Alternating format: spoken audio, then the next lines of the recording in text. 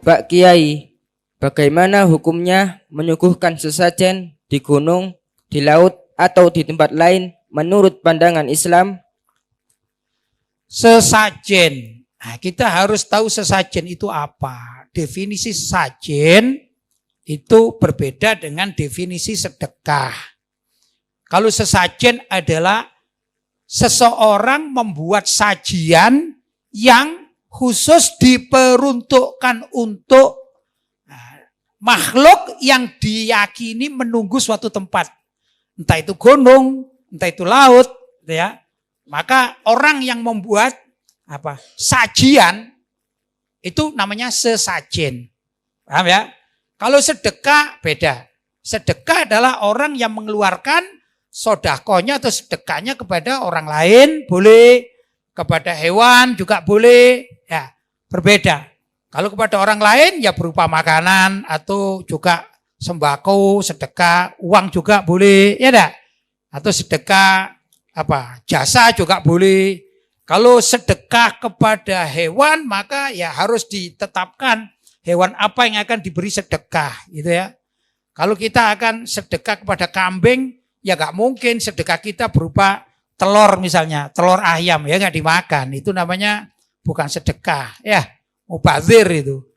Ada kambing datang, kita belikan telur, kita katakan ini sedekah. Bisa enggak kira-kira? Ya bukan. Bukan sedekah itu, ngaco namanya, ya. Nah, kalau sedekah, kalau kambing dikasih apa? Rumput. Kan gitu kan? Dan lain sebagainya. Kalau kucing ya dikasih makanan kucing, kan sedekah ya. Daging itu apa gitu.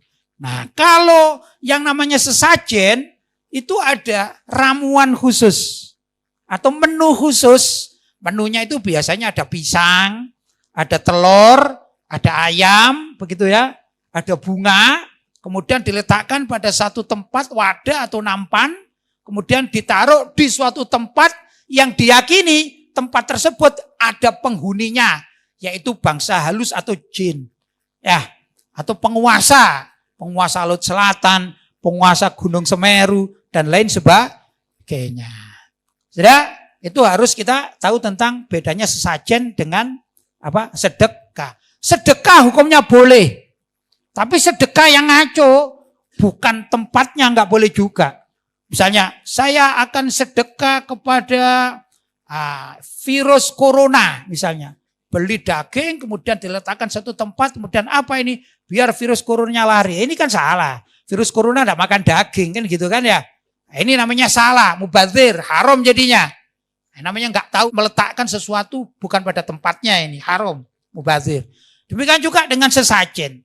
Sesajen itu haram, jelas. Malah menurut kitabnya Kiai Soleh Darat. Kiai Soleh Darat itu adalah gurunya Mbah Hasyim Asy'ari. Mbah Hasyim Asy'ari kan pendiri NU. Kiai Soleh Darat itu mempunyai kitab, gitu ya. Nah, di dalam kitab itu dikatakan min asbabir riddah, termasuk dari sebab kemurtatan adalah meletakkan sesajen untuk tempat-tempat yang dianggap angker. Ya tadi itu sajen atau untuk makhluk halus atau jin. Itu menurut gurunya Mbah Hasyim Asy'ari yang namanya Kiai Soleh Darat adalah murtad.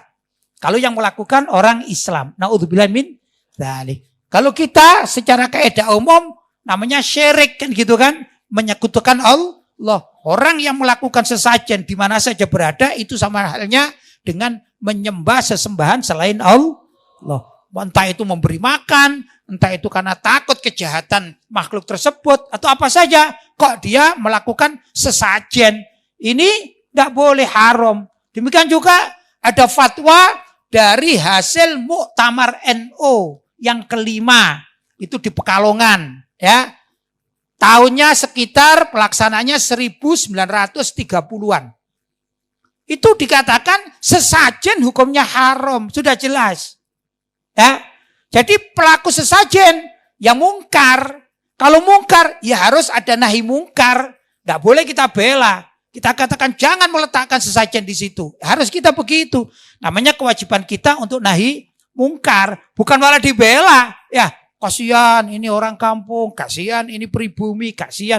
Ini melanggar Muktamar NU dan juga melanggar apa yang difatwakan oleh Kiai Soleh Darat yang itu adalah guru dari Kiai Haji Hasyim Asy'ari.